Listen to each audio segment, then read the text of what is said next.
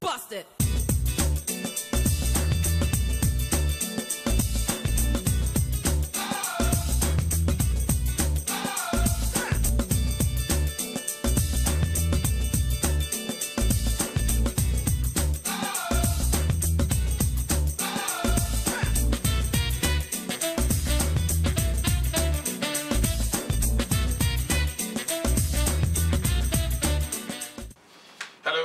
Thanks for joining us on Political Platform. We are always glad to know you are there to pick up all the reports we have for you. And wherever you are picking it from, whether you're picking it from our YouTube channel, AIT Political Platform, or you are on radio on the road, in the car, wherever, or you actually have been able to download our app, the Ray Power app that enables you to listen to Ray Power 24 hours anywhere you are and on the go. And if you are also watching on AIT Abuja in the evening. Okiri Agbonsuremi is my name. The list of those aspiring to be chairman of the PDP is growing. We told you earlier in the course of our programming that we had Tunde Adeniran, Jimmy Agbaje and Bode George. But I can tell you now that how Adedoja, Femi Fani-Kayode, the one that you know, FFK, are actually in the race now, and we don't see that this is going to be the end of it. We have warned that to get to the PDP peace that will enable them perform without any problem in the 2019 elections, most of the things they need to do it by agreeing rather than quarreling and going to an election that will not work. That is the same way we are taking a look at the convention and all the other things they need to do. We'll be talking about, giving you information. We'll also be providing you some information, some complaints from the electorate, those who want to register, the ongoing voter registration of the Independent National Electoral Commission, and the complaints that have been piling. We also tell you, by implication, also let the Independent National Electoral Commission know that so many Nigerians are not finding it funny because of the localized, at the local government headquarters, the offices of the INEC, where where you have the only place they can indeed go to register. Then people are talking about the decentralization to the wards. I have my colleagues in the house, Dr. Amici Anakwe. Amici, welcome to the program this morning. Thank you, Hiria. Bad news from Kogi State, where the governor was reported yesterday to have proscribed the local chapter of the Academic Staff Union of Universities, that's the Kogi State University. Of course, can he really do that? He lacks the powers, and it's marks of ignorance about labor laws and governance laws, and it's unfortunate that even when the governor decided to take the action, those around him also displayed ignorance in not helping to inform him of the right steps. Of course, if you remember that book, One Week, One Trouble, it reminds you of what is presently happening in Kogi State now, where almost every week, one controversy will indeed stay up. I pray for the people of the state that indeed God will be with them at this critical time. Yeah, I also have Ijoma. So Ijoma, when we talk about the convention of the PDP, we also quickly take a note on the coming convention of the APC. Now, say statements were issued yesterday by the APC that the national convention of the party will have to wait for the president, but the National Working Committee of the meeting of the party, or the NEC, National Executive Committee of the party, can meet without the president. And I was asking myself, with the national convention of a political party wait for the president? Wait for the president. I wouldn't know how the structure of the APC constitution is if it is so stated that the president shall sit at the convention, which will mean that he must sit at the convention. Okay, to my knowledge, the National Convention is the highest decision-making body of any political party. So the president must be there. The president is a member of the National Convention. As a member of the party, he's also a leader in the party. So if they are waiting for the president, I think it's wise for them to, because for now, he's a leader of the party too. So if they do these things behind him, it will just be like a very prominent member of the party, was Not absent present. when Not the present. national convention was held. And from PDP, yesterday, it's like they are beginning to reconcile the other part of the group, because the Dixon Reconciliation Committee at our last night held a validatory session.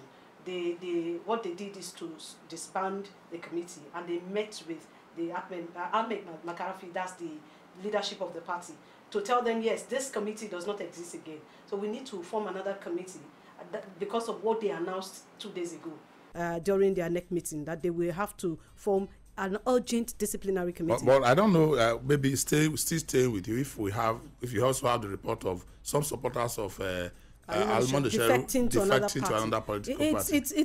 Was that not avoidable? That was what we're trying to say. No, that they should quickly. you don't avoid when people don't want to be with you. You don't force people to be a part of your association if they say they are not comfortable. But was it not as a result of some pronouncement by the PDP leaders that look, they say they, like Ayo Fayoshi will say, there's victor, there's vanquish in this exercise, and some people have been, we cannot stay with certain persons in the party. I mean, I would have thought, by our advice, our recommendation, that they should try and get everybody carry the umbrella on everybody. That's why I remember during the crisis in this party, the PDP specifically mentioned that the leaders should mind what they say, the way they talk, because whatever you say may not be acceptable by the other persons. And you know that the Ali Modub Sharif supporters are aggrieved by this time. They are very, so the best way for PDP to go about this is to be calm, rub their back, and yes. Talking about the convention of the APC, recall the judgment of the Supreme Court that says the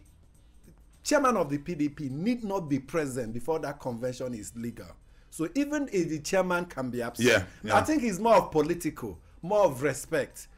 Our president should be around, who is the leader of the party, but legally speaking, some people could be absent and yet convention can take place. Adebayo Baduri, welcome. I'm also speaking in line with Amishi in respect of the disturbing report from Kogi State. I think what is glaringly coming out in Nigeria is that we have a weak party structure. No matter which way you still look at it, the Second Republic is still a reference point. Political party supremacy was pronounced.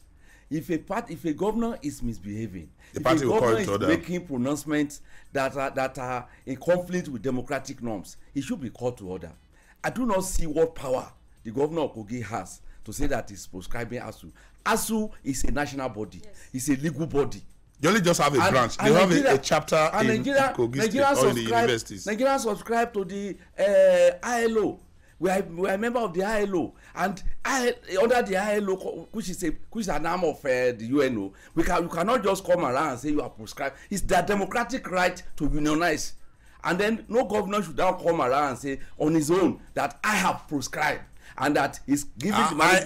I think the man probably was even misquoted. I want to believe that he should have people around him to tell him. Are you saying all Nigerian newspaper will misquote him? I wouldn't know. Maybe he didn't get it. So many times we have had situations where leaders come. Let's take it like that. Okay, let me put it this way. I feel more comfortable to think that he was misquoted. Well, let me toe your line that maybe he was misquoted, but I think that the governor of Kogi State should just even take pause and reflect on his activities since he came to power. Like Amechi said, 1 week, 1 trouble. I remember that as soon as he came into power, the first thing he did was to sack the permanent secretaries and the DGs. And the next step was to, allegedly sack the Speaker of the State House of Assembly. And all along now it's Dino Melaye versus the governor. A whole lot of troubles and a whole lot of distractions. You're not talking of the staff rationalization. Exactly. Or the continuous verification that he has not finished and salaries are pending. There's so much trouble that he's weaving around himself. I don't know how he can carry all that load and perform as a governor. Well, and that's why governance is suffering. He's fighting everybody, fighting political enemies and even fighting spiritual enemies. Recall the first action he took was to demolish all the roundabouts. Where some fetish things was that some fetish things were buried around so they needed to. So the fight is not just against political opponents, even spiritual forces are having a rough time. But one thing that I must say that is going for him is that, in a sense, he appeared to be doing some revolutionary work in reshaping the civil service in Kogi State. The civil service in Kogi State before he came in had a high number of ghost workers. People, they were just paying almost half of their revenue were going to the pocket. The manner of his doing it, getting it out, may be questioned. But the fact is that he believed that certain individuals over the years have put Kogi State in their pocket. And they were just taking all the once the money come, they distribute it. People were in Abuja. People were in Abuja here in Abuja, and they were staff of Kogi State. They were doing their own work here, and they received salary from Kogi State. That good work will not be noticed until he allows people to notice it. All right. Okay, I think the man is trying to kill this issue about political godfathers. He does not believe in one man sitting somewhere giving him orders, because the way he came was a magic. All right. Now, let's leave it there, because there are those who believe very, very seriously that it is because of his fight against this entrenched interest that the fight is being taken against him from all fronts. And so sometimes let's take a look at our mailbox. Political platform at yahoo.com. Let's see who is sharing his or her views with us this morning. Hello and welcome to the mail segment. I am Etenikan Akepu. I am Usaiti Yari. Welcome. And we begin with reactions to yesterday's program, and this is from Ejike in Lagos State. He says, I listened to the interview you granted the chairman of Abuja Municipal Area Council yesterday on the platform on your YouTube channel.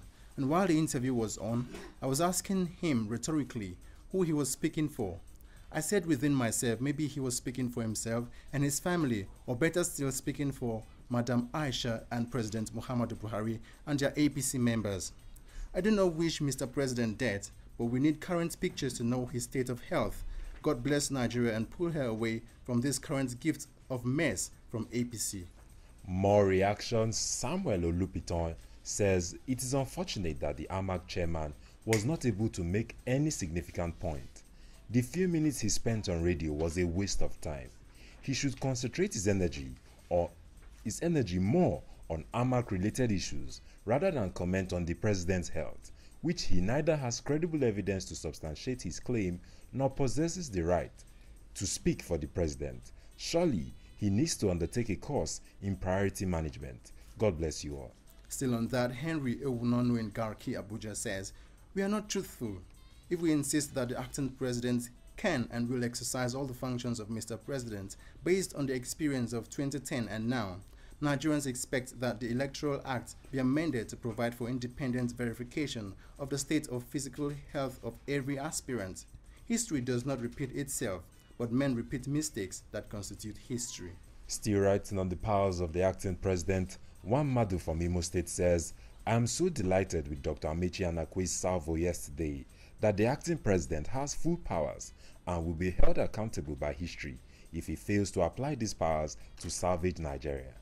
Yes, I know Nigerians have the right to know the state of health of the president, but the president has written to the National Assembly for time to take care of his health and officially handed power over to his vice. So let the acting president rise up, cabal or no cabal.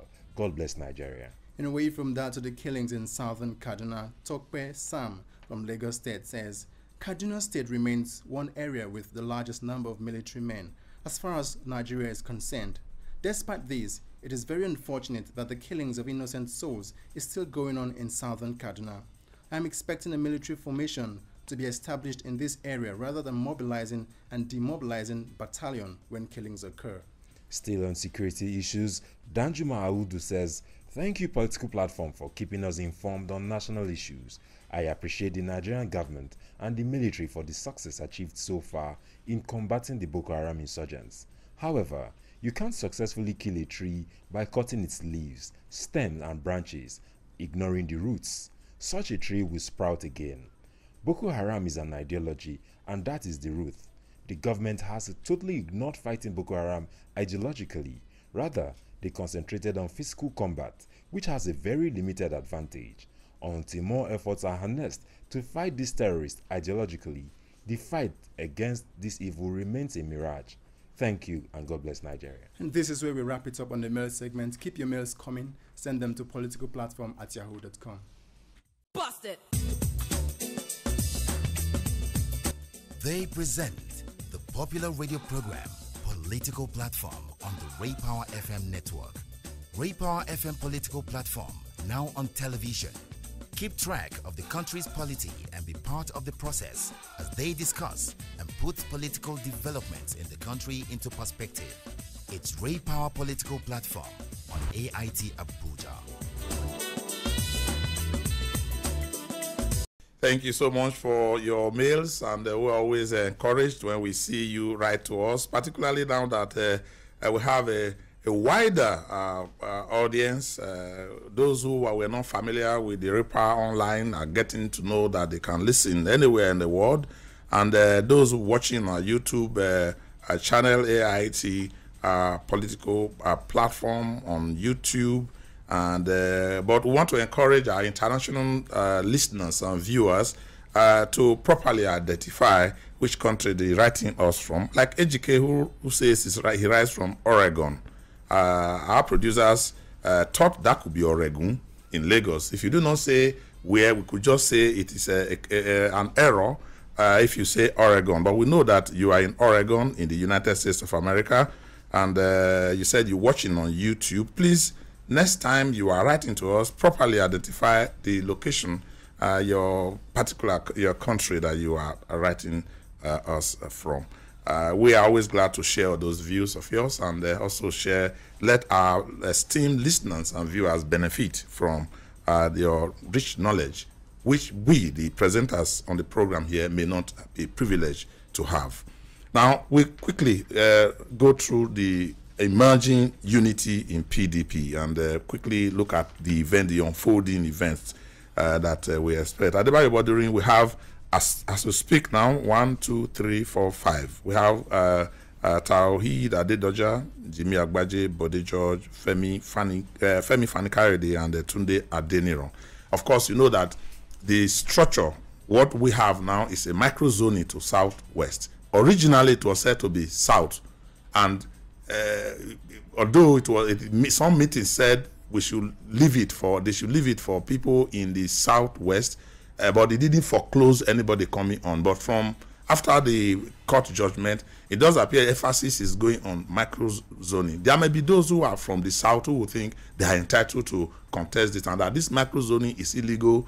And these are some of the little things we are asking the PDP to quickly put them so that they don't create more problems. You recall that the XY chairman of Dar Communications, Alago Dokwesi, he was in the race. In fact, he was one of the front runners because he said he is from the south, he's entitled to contest. But the microzoning appear to be zoning him out now. But he can actually say, like any other person from the south can say, look, this microzoning is not constitutional, and they can actually even go to court to challenge it, or get the National Working Committee or the National Working Committee or the neck of the party to make a pronouncement to make it even for everybody. If they want to make it southwest, they should get every member to agree to it rather than create room for possible problems. I think the PDP has a working document.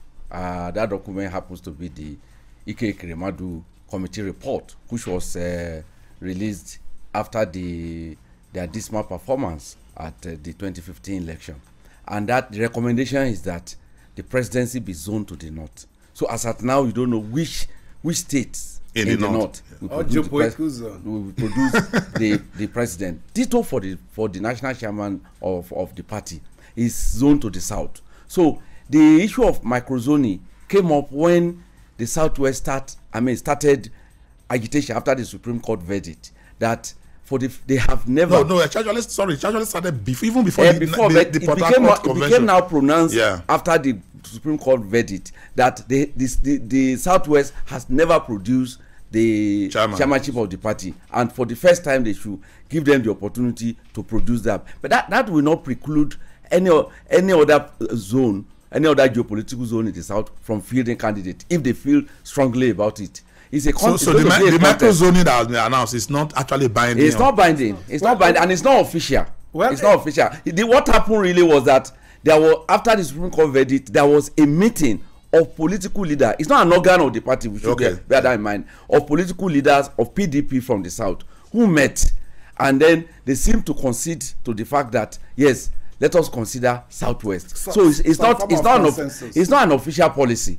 It's maybe that one can only be achieved through consensus and compromise. Well, here there's one thing I'm noticing now. Of course, it's always said that in any democracy you need a ruling party and an effective opposition party. And I've always said, if we had an APC right from 1999, PDP's 16-year tenure would have been better. They would have performed much better than they did. Now, can you notice what is happening in the APC camp?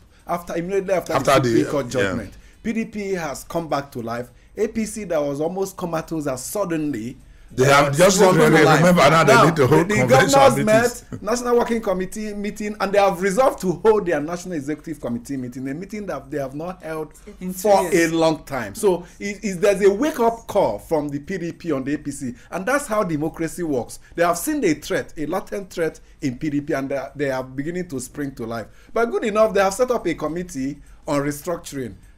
Some governors are part of that meeting, but some people are concerned over the chairmanship of that committee by El-Rufai, who has spoken up publicly recently against restructuring. But he spoke for restructuring first before now. But we should not just allow it to, of course, be as a basis for condemning that committee. Let's allow them to. Just a quick one, and as Uju Eje was trying to quickly get in there, El-Rufai was one of those strong proponents of some restructuring.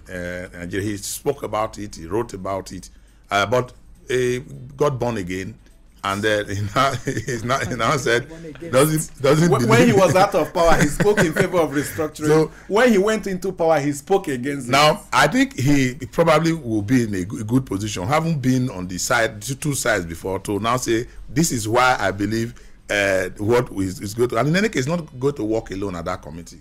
I think they believe in his astuteness, they believe in his frankness, and he can galvanize all the views. So it might be wrong to write the committee off just because El-Rufai is the one heading the committee. Let's see how they are going to work and see. But let's quickly talk about the registration we talked about, where we told you earlier, because it's important.